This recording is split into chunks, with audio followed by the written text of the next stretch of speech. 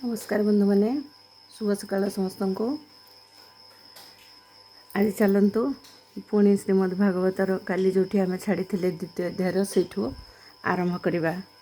नारद जितेबाला पचारि जे ज्ञान वैराग्य को किपरि सुख मिल पार एवं से किपरि भाव प्रेमर सहित सबु जाति प्रतिष्ठा कर मते ताहा कहतु बोली जितेबाला सनकादि ऋषि मानक से पचारि सेतेबेले सनकादि कहले, हे देवर्षि आपण चिंता करंतु नहीं, मन को प्रसन्न करंतु। सेमानंको उद्धार करिवार गोटे सरल उपाय पूर्व कालरू ही रही। हे नारद आपण धन्य, आपण तो बैरागी मानकर शिरोमणि, पुणी आपण होउछंती श्रीकृष्ण दास मानकर चिर पथ प्रदर्शक एवं भक्ति जोगर भास्कर। आपण भक्ति देवी निमंते जो उद्योग करछंती ताहा आपणक निमंते कौनसी आश्चर्यर विषय नुहे। भगवानंकर भक्त मानंक पक्षरे भक्ति को सम्यक रूपे स्थापन करवा तो सर्वदा वांछनीय कर्तव्य। ऋषि माने संसार रे अनेक मार्ग देखाई दे जाइछंती, किंतु से सब मार्ग कष्टसाध्य एवं से सब अनुसरण कले अति बेसी रे स्वर्ग ही प्राप्त हुए। भगवान को प्राप्ति करथवा मार्ग ए पर्यंत गुप्त हो रही। सेपरि भाग्य थिले ही सही मार्ग प्रदर्शनकारी पुरुष मिलती। शून्यवाणी द्वारा आपण को जो सत्कर्मर संकेत मिली ताहा आमे कहि दउछु। आपण प्रसन्न मनरे एकाग्र चित्त होई शुणंतु। हे नारद, द्रव्य यज्ञ, तप यज्ञ, योग यज्ञ एवं स्वाध्याय रूपक ज्ञान यज्ञ होची स्वर्गादि प्रदायक कर्मर सूचक, किंतु पंडित माने ज्ञान यज्ञ को ही सत्कर्म मुक्ति प्रदायक कर्मर सूचक बोली मानती। सुकादि महानुभव माने पारायण करिथिबा श्रीमद् भागवत ही सही ज्ञान यज्ञ। भागवतर शब्द शुणिबा मात्रे भक्ति ज्ञान और वैराग्य परिपुष्ट हो जाती। तेणु भागवत पारायण कले ज्ञान और वैराग्यंकर कष्टमोचन हो एवं भक्ति देवी को आनंद मिल। सिंहर गर्जन शुणी मेढ़ा माने पलायन करने परी भागवत ध्वनि शुणी कलिजुगर समस्त दोष दूर हो। ताफल प्रेम रस प्रवाहित करुवा भक्ति ज्ञान और वैराग्य को धरी प्रत्येक घरे प्रत्येक व्यक्तिर हृदय क्रीड़ा करिवो। से नारद कहले, मु वेद वेदांत ध्वनि और गीता पाठ करी सेमानंकु जागृत करने को बहुत चेष्टा कली, किंतु भक्ति ज्ञान और वैराग्य जागृत हेले नहीं। एपरी अवस्था सेमानंकु श्रीमद् भागवत शुणाइले सेमाने जागृत हेबे किपरि।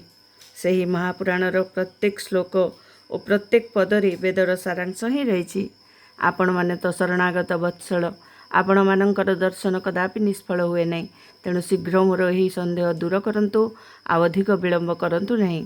श्रीमद् भागवत विषय वस्तु वेद उपनिषदर सारु उद्भूत सत, किंतु वेद उपनिषदर पृथक तथा फलरूप होइथिबारु ताहा अत्यंत उत्कृष्ट बोध हुए।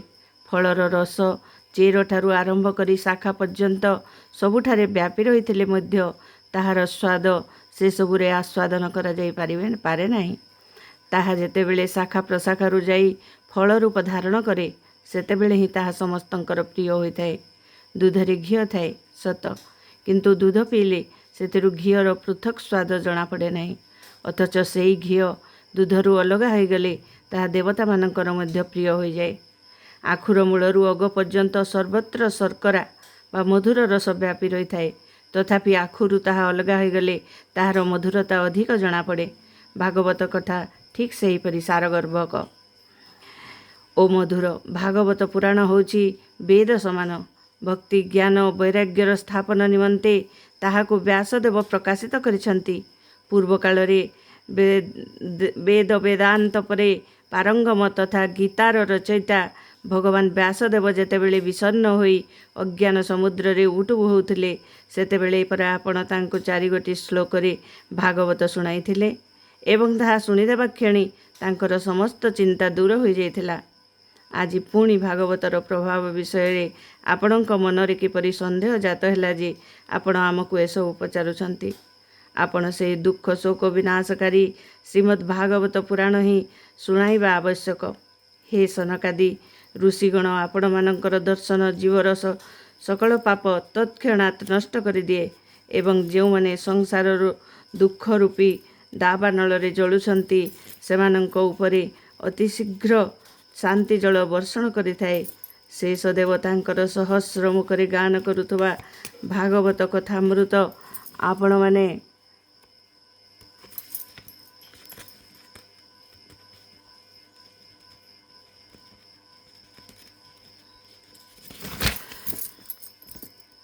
निरंतर पान करुछन्ति।